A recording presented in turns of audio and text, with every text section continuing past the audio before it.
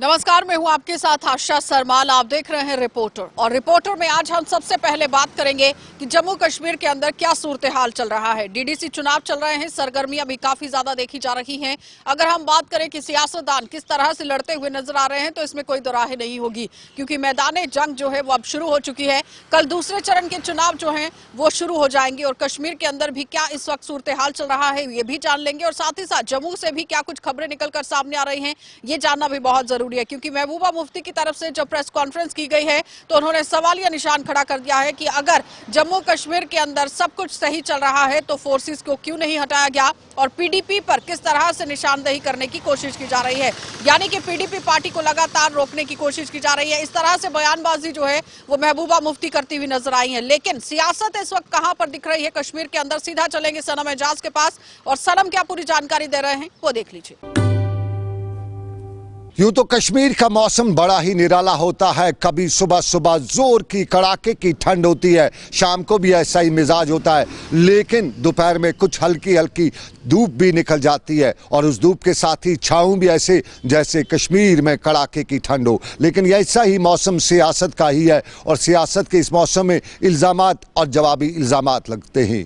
BJP Kashmir में इन दिनों छोटे से लेकर बड़े तक को पहुंचने की कोशिश करते हुए वोट बटोरना चाहती है और गुपकार अलायंस भी कुछ ऐसा करते हुए इल्ज़ामात लगा रही है। बीजेपी भी इल्ज़ामात लगा रही है और बीजेपी के इल्ज़ामात में यही बताया जाता है कि गुपकार अलायंस के लोग कश्मीर में डेवलपमेंट नहीं चाहते, इसलिए सियासत का ये पैंतरा बदल रहे हैं। और गुपकार अलायंस के लोग जवाब में ये बता रहे हैं कि बीजेपी तो कभी कश्मीर में सियासत क्या, यहाँ की डेवलपमेंट क्या, किसी भी मुद्दे पे उन्हें अपने साथ लेके नहीं चल रही है, वक्ती सियासत कर रही है। इन्हीं इल्ज़ामात और जवाबी इल्ज़ामात के बीच में रैलीज भी हो रही हैं, कश्मीर की रिवायती कुछ मीटिंग्स भी हो रही हैं और यहाँ पे साउथ से लेकर नॉर्थ तक हर तरफ सियासत का घमासान ही दिखाई दे रहा है। और बीजेपी के बड़े लीडरान जहाँ कश्मीर का दौरा भी कर चुके हैं, वोटरों को लुभा भी चुके हैं। शाहनवाज भी आए थे और आज जितेंद्र सिंह भी आ पहुँचे हैं। जितेंद्र सिंह साउथ कश्मीर के अनंतनाग से लेकर दूसरे इलाकों तक वोटरान से मिल रहे हैं, उन्हें ख़ताब करें, उन्हें बता रहे हैं। और नॉर्थ कश्मीर की सूरत हाल भी कुछ ऐसी है।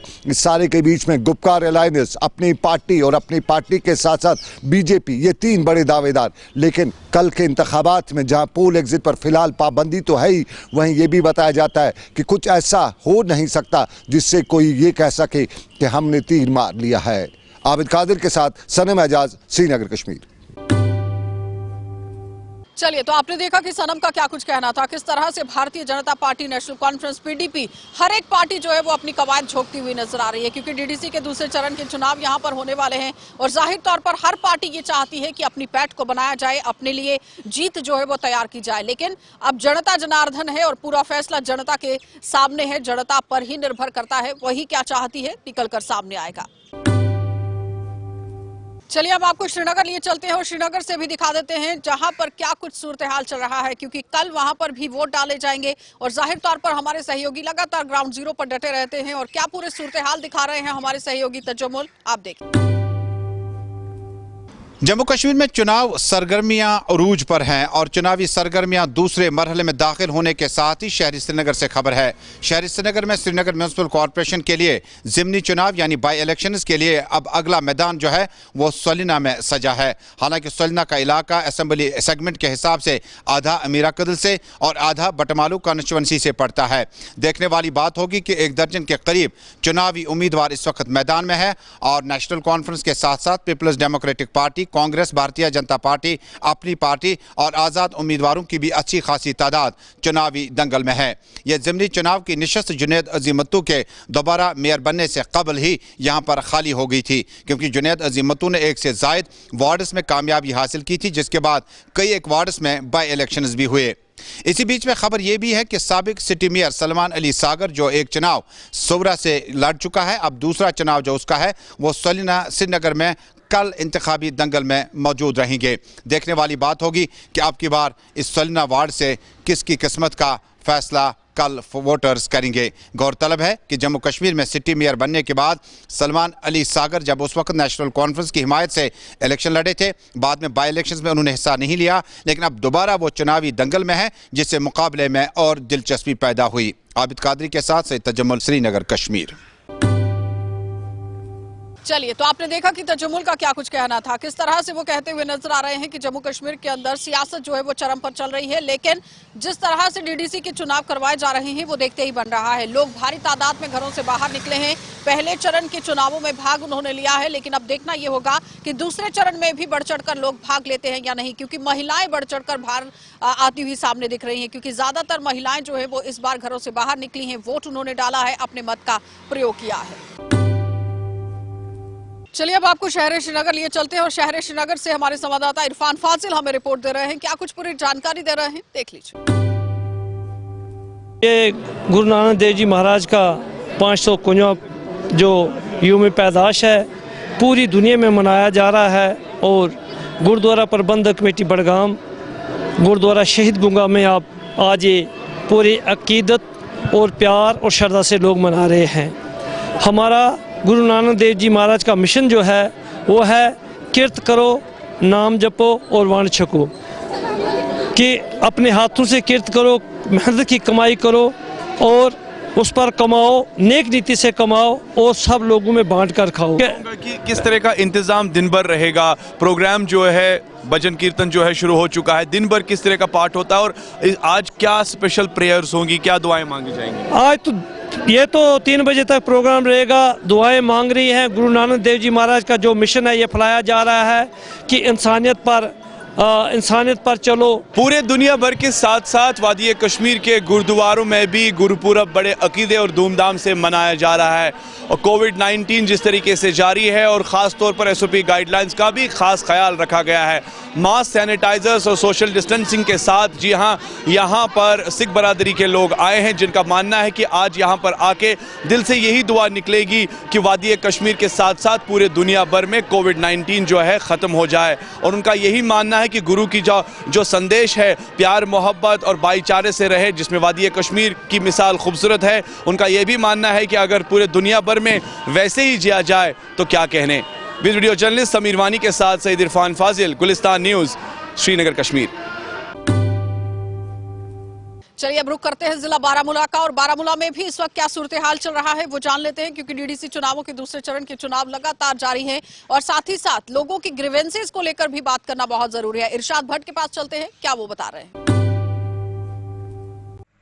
जी आशा, बिल्कुल। अगर हम शुमाली कश्मीर के सरहदी इलाके उड़ी की बात करें, इस वक्त हम लाइन ऑफ कंट्रोल के नज़दीक मौजूद हैं। जो 0.5 किलोमीटर का दायरा है, इन इलाकों में हम इस वक्त मौजूद है। ये जो इलाका है ये जबड़ा का इलाका है और इसके साथ साथ जो मुंसल का इलाका है, चाहे मोरा की बात करें या बाकी इलाके जात हैं, यहाँ इन इलाकों में जो कुछ शैलस पड़े हुए थे, जो पिछली दफ़ा जो सीज़ फायर वायलेशन का उल्लंघन किया गया, हालांकि जो गोलाबारी हुई, हालांकि उस गोलाबारी की वजह से यहाँ के मुकामी लोगों को काफ़ी सारे मुश्किलातों का सामना करना पड़ा और उस वक्त जो यहाँ पे गोले फेंके गए पाकिस्तान की जानिब से, इन शैलस को जो है आज फ़ौज की जानिब से डिफ्यूज़ किया गया। इसमें जो है 8 RR की जो मद्रास यूनिट है और बम स्क्वाड टीम जो यहाँ पे आई और उन्होंने इन शैलस को नाकारा बनाया। अभी हम ग्राउंड जीरो पे मौजूद है। यहाँ पे मैं आपको बता दे चलूँ, इस वक्त लगातार जो है लोगों में काफ़ी दहशत मची हुई है। हालांकि फ़ौज के साथ साथ जो ज़िला इंतज़ामिया की टीम है, चाहे पुलिस की बात करें,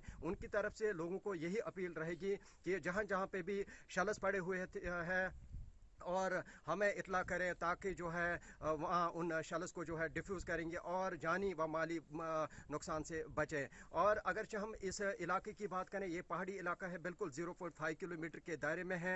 यहाँ पे लगातार जो है इन शैलस को इस वक्त डिफ्यूज़ किया जा रहा है। ये एक्सक्लूसिव तस्वीरें आप JK 24/7 या गुलिस्तान पे आप देख सकते हैं। इस वक्त हम ग्राउंड जीरो पे मौजूद हैं। यहाँ के मुकामी लोगों के साथ हमारी बात हुई। मुकामी लोगों का यही कहना है कि हमें जो है बार बार इस गोलाबारी की वजह से काफ़ी सारे मुश्किलातों का सामना करना पड़ रहा है। हम रियासती सरकार और मरकजी सरकार या ज़िला इंतज़ामिया, गवर्नर इंतज़ामिया से अपील करते हैं कि वो हमें बंकर फराहम करें ताकि हमारी जो जानें हैं वो बच सकें। और इनकी तरफ से यही अपील है दोनों मुल्कों से कि आपस में जो है एक ही टेबल पे आए और आपस में बातचीत करें ताकि हर हमेशा के लिए ये मसला जो है ये ख़त्म हो जाए। मुश्ताक लोन के साथ मैं इरशाद भट्ट, JK 24/7 न्यूज़ के लिए।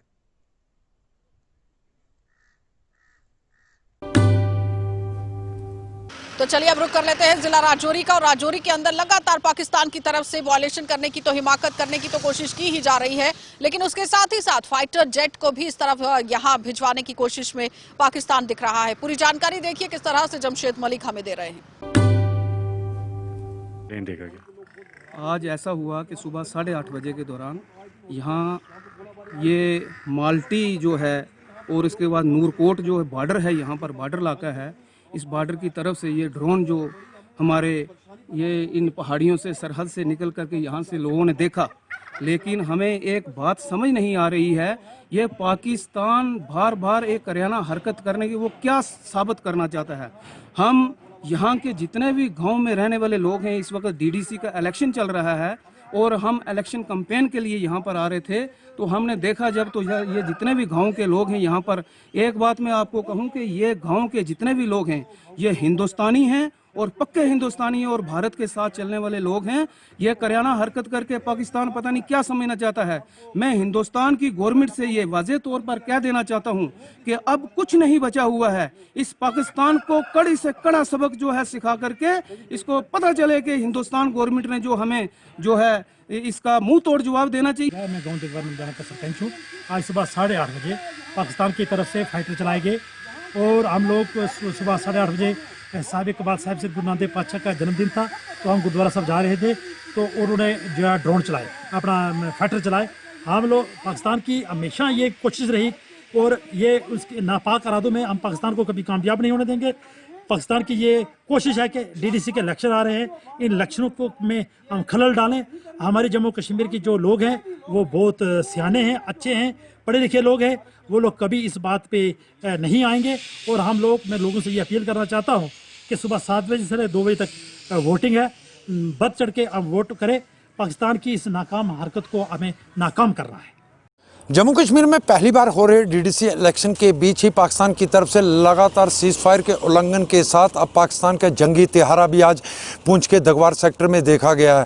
हालांकि फ़ौज की तरफ से इस बात की तस्दीक नहीं की गई है, मगर आज सुबह मकामी लोगों की तरफ से ये बात कही गई है कि पाकिस्तान का एक जंगी जहाज़ जो दगवार से होता हुआ और साजिया सेक्टर से वापस चला गया। हालांकि इसी महीने की 22 तारीख को पाकिस्तान का एक ड्रोन भी मैंडर सेक्टर में देखा गया था, जिस पर सेना की तरफ से फायरिंग ज़रूर की गई थी, मगर वो भी भाग निकलने में कामयाब हुआ था। और आज भी पाकिस्तान का एक जंगी तियारा जो पुंछ के दगवार सेक्टर में देखा गया, मगर सेना की तरफ से अभी तक इसकी तस्दीक नहीं की गई है। राहुल सुदन के साथ जमशेद मलिक, जगत 24 न्यूज़ 7 के लिए।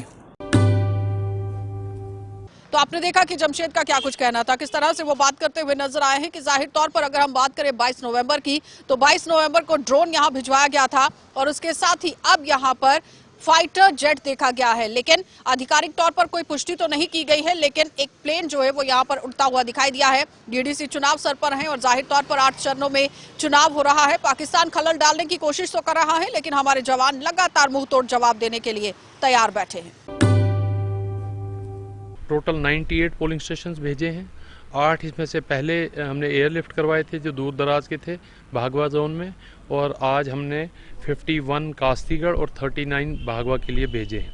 टोटल इसमें 6 कैंडिडेट्स हैं जो फ्रे में हैं और टोटल वोटर्स जो हमारे 35,435 लोग हैं जिन्होंने वोट डालने हैं। तो किस तरह के इंतजाम सर किए गए हैं? इंतजाम हमारे पास ART और नोडल अफसर थे, गाड़ियों का प्रॉपर इंतज़ाम था, सिक्योरिटी का SSP साहब ने प्रॉपर इंतज़ाम किया था। हर पोलिंग पार्टी के साथ अपनी सिक्योरिटी साथ है। तो अभी तक हमारी कोई 40% इस वक्त तक पार्टीज जो हैं वो अपने स्टेशन पे सेफली पहुंच चुकी हैं और वो अपना तैयारियां कर रही हैं। SOPs के हवाले से किस तरह का इंतजाम? जहां तक कोविड का ताल्लुक है, इस बार एक स्पेशल इलेक्शन कमीशन ने एक डायरेक्शन दी थी कोविड की डायरेक्शंस, कोविड का जो SOPs हैं उनको फॉलो करने के लिए। तो DC साहब ने उसके लिए स्पेशल एक मेडिकल टीम बनाई है जिन्होंने वो मटेरियल वगैरह मंगवाया, उसमें सैनिटाइजर्स वगैरह, ग्लोव्स, जो कुछ रिक्वायरमेंट थी तो वो अकॉर्डिंगली हमने पोलिंग स्टेशन में तमाम में डिस्ट्रीब्यूट कर दिया है और प्रिजाइडिंग अफसर साहिबान को पूरी उसमें ट्रेनिंग दी गई है, डायरेक्शंस दी गई हैं। इलेक्शन के हवाले से अगर बात की जाए तो डोडा के अंदर भी काफ़ी तेज़ी से बुखार नज़र आ रहा है। कल सेकंड फेज होने को जा रहा है 2 कॉन्स्टिट्यूंसीज के अंदर, एक कास्तीगढ़ और भागवा के अंदर। और अगर हम बात करें कुछ दिनों पहले तो 5 पार्टीज़ को एयरलिफ्ट भी यहां से कर दिया गया था जो स्नोबर्ड एरिया में रहते हैं। और अगर हम आज की बात करें तो आज स्पोर्ट्स स्टेडियम डोडा से पोलिंग पार्टीज़ को रवाना कर दिया गया है और सिक्योरिटी अमले को भी रवाना कर दिया। कुछ दिनों पहले भी वहाँ उन जगहों पर सिक्योरिटी लगाई गई है जहाँ पे पोलिंग बूथ होगा वहाँ पे पहले ही सिक्योरिटी का अरेंजमेंट कर दिया गया है। और अभी हमने कुछ सीनियर ऑफिसर से बात की जिन्होंने साफ तौर पर बताया कि सिक्योरिटी के हवाले से अगर बात की जाए तो काफ़ी पुख्ता इंतजाम कर दिए गए हैं। चलिए अब आपको लिए चलेंगे जिला सांबा, और जिला सांबा से भी ऋषि खजूरिया हमें रिपोर्ट दे रहे हैं। क्या कुछ पूरी जानकारी बता रहे हैं वो भी देख लीजिए। दूसरा फेज की जो पोलिंग है वो कल होगी और जिसमें हमारे 51 पोलिंग स्टेशंस हैं, जिसमें बड़ी ब्राह्मणा ए और बड़ी ब्राह्मणा बी है और इसमें 25,622 कुल वोटर्स हैं।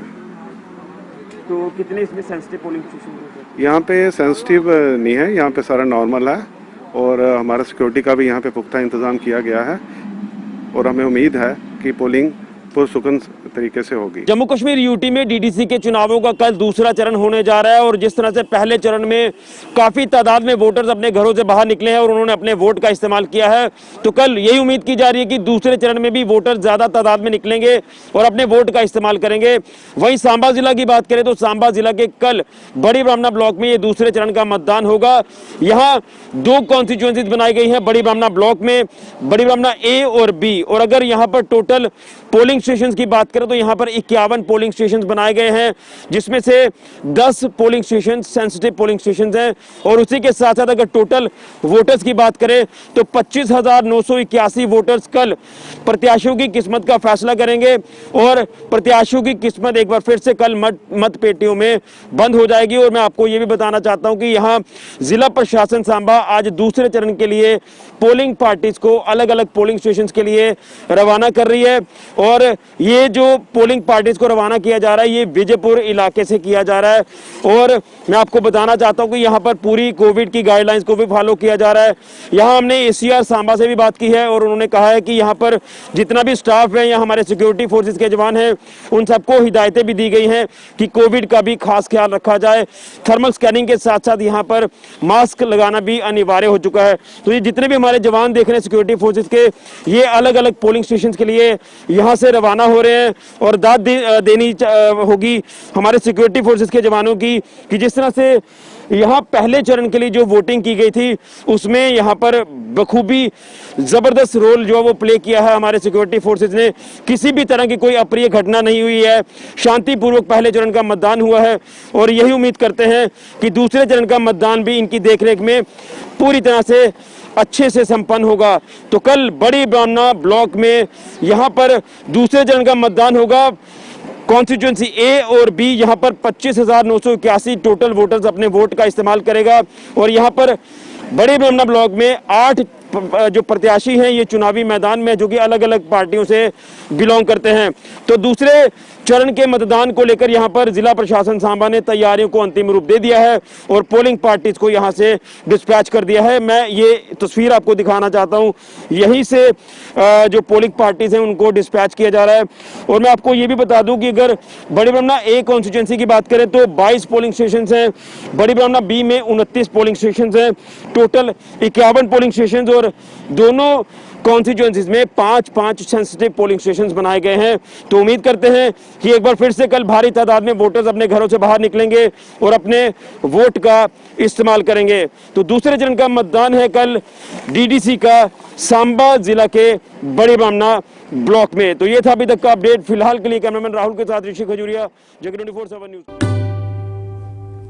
उसके साथ ही रुख करेंगे जिला कठुआ का, और कठुआ के अंदर भी क्या सूरत हाल चल रहे हैं, क्योंकि कठुआ के साथ लगते ही प्रवेश द्वार है लखनपुर, वहां पर भी क्या सूरत हाल है। सरबजीत के पास चलते हैं, देखिए।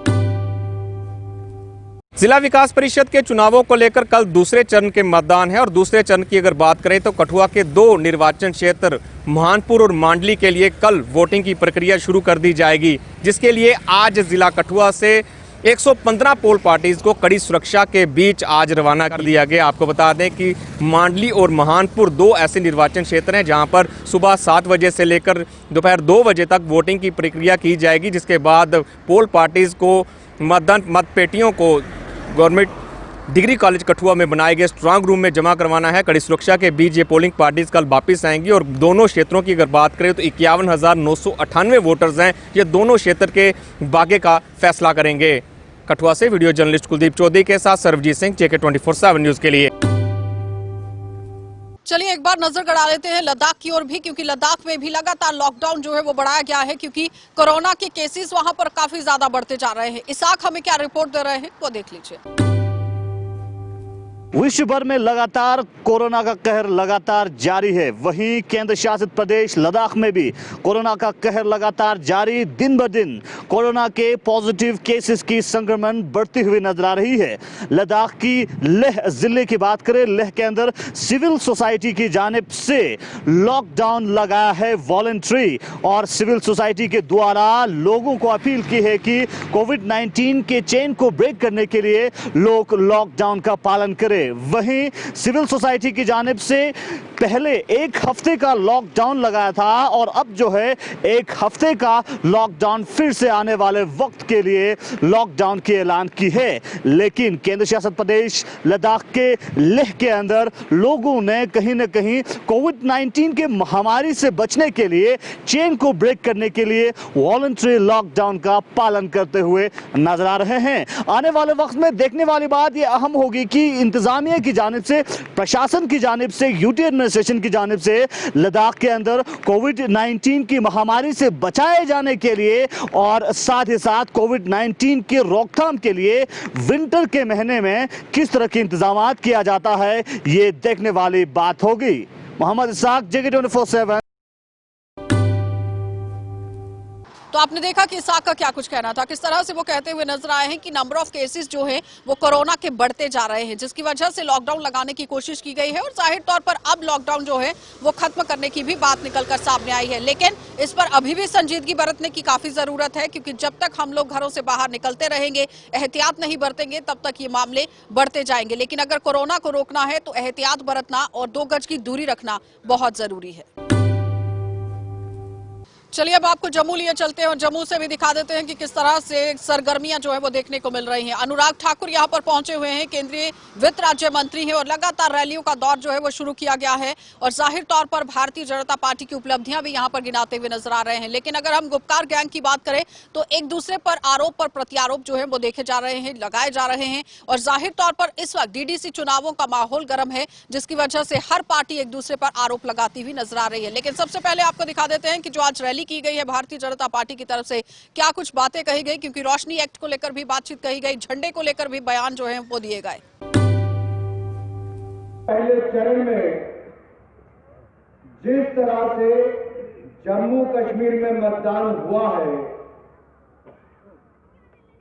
जो लोग कहते थे कोई वोट डालने नहीं आएगा, कोई लाभ मिला है, क्योंकि लोगों ने चुनाव लड़ने में भी भागीदारी दिखाई, और जो लोग आतंकवादियों का समर्थन करते थे, जो लोग कहते थे कि लोग बंदूक उठाएंगे, हमला करवाएंगे, उनको भी मुंह तोड़ जवाब मिला। पहले चरण में भारी मतदान हुआ है, ये गुपकार गैंग का भी बोलती बंद हुई और पाकिस्तान वालों की बोलती बंद भी हुई। से बात करो, चुनावों की क्या जरूरत है। महबूबा जी, आप मुझे नहीं लगता अभी होश में आई।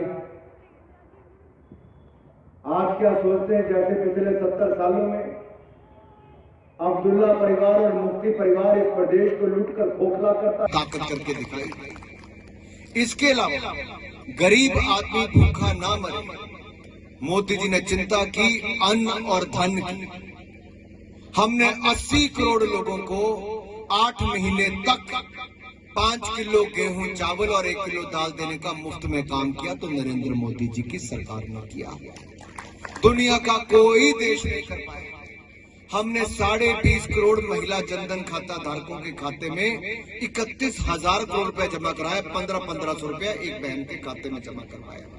7 करोड़ बहनों को रसोई गैस का सिलेंडर पहले दिया। आपदा के समय 3 महीने तक मुफ्त में सिलेंडर भरवाने का काम किया। वृद्ध, विधवा, दिव्यांग, इन सबको पेंशन मिलती थी, लेकिन 1,000 रुपया 3 करोड़ लोगों को हमने इस आपदा के समय भी उनके खातों में डालकर दिया।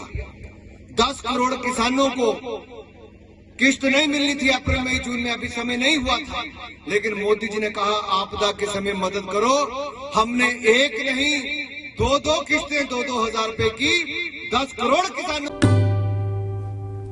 चलिए, तो आपने देखा कि अनुराग ठाकुर का क्या कुछ कहना था, किस तरह से वो कहते हुए नजर आ रहे हैं कि रोशनी एक्ट में जो घोटाले किए गए उसका भी पर्दाफाश होगा। और साथ ही साथ उन्होंने ये भी कह दिया है कि झंडे के खिलाफ जो लोग बयानबाजी करते हैं उन पर भी नकेले कसी जाएंगी, यानी कि वो लोग देश का क्या विकास करेंगे जो झंडे की ही यहाँ पर बदनामी करते हुए दिखते हैं, यानी झंडे के खिलाफ जो बयानबाजी है वो करते हुए दिखाई देते हैं। तो जाहिर तौर पर आम जनता को अब यह सोचना और विचार करना बहुत जरूरी है कि कौन से ऐसे नुमाइंदे को वो जिताकर सामने लाएं, क्योंकि विकास सबसे बड़ा मुद्दा है। और 3 टायर सिस्टम को अगर यहां पर शुरू करने की कोशिश की गई है, जिसमें पंचायती चुनाव और स्थानीय निकाय चुनाव भी यहां पर करवाने की कोशिश की गई, तो जाहिर तौर पर 3 टायर सिस्टम जो है वो बहाल होगा और विकास की राह पर चलेगा। और आने वाला समय बताएगा कि जम्मू कश्मीर केंद्र शासित प्रदेश के अंदर कितना विकास होता है। फिलहाल आप देखते रहिए कार्यक्रम।